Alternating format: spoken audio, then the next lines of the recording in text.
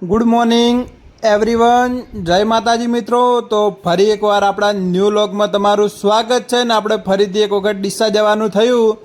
તો ઘરેથી આપણે ગાડી લઈને નીકળી ગયા ડીસા જવા માટે।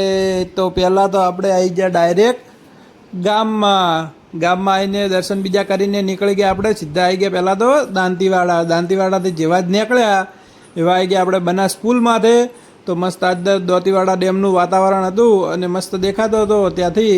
એના પછી આવી ગયા આપણે વી ગેટ એટલે કે દાંતીવાડા કૃષિ યુનિવર્સિટી જે ફેમસ છે આપણા કોલોનીની। એના પછી આવી ગયા આપણે મસ્ત વાઘરોળ। તો વાઘરોળ આવીને પહેલાં તો આપણે ટીકડી ભજીયા ખાઈ લીધા। ટીકડી ભજીયા બીજા ખાઈ અને નીકળી ગયા તો સીધા જ આવી ગયા આપણે દીપક હોટલે। તો દીપક હોટલેથી નીકળ્યા એવા સીધા આવી ગયા આપણે રામાપીરના મંદિરે। તો રામાપીરના તમે પણ દર્શન કરી લો અને અમે પણ દર્શન કરી લો ને જય બાબારી લખવાનું ભૂલતા નહીં અને કોમેન્ટમાં લખજો। આપણે ગાયત્રી મંદિરે થોડું કામ હતું તો કામ બીજું પતાવીને ફરીથી આવી ગયા આપણે ગાડીએ। તો ગાડી લઈને આપણે બજાર તરફ નીકળી ગયા તો સીધા આવી ગયા આપણે મિની રણોજા એટલે કે રામાપીરના મંદિરે।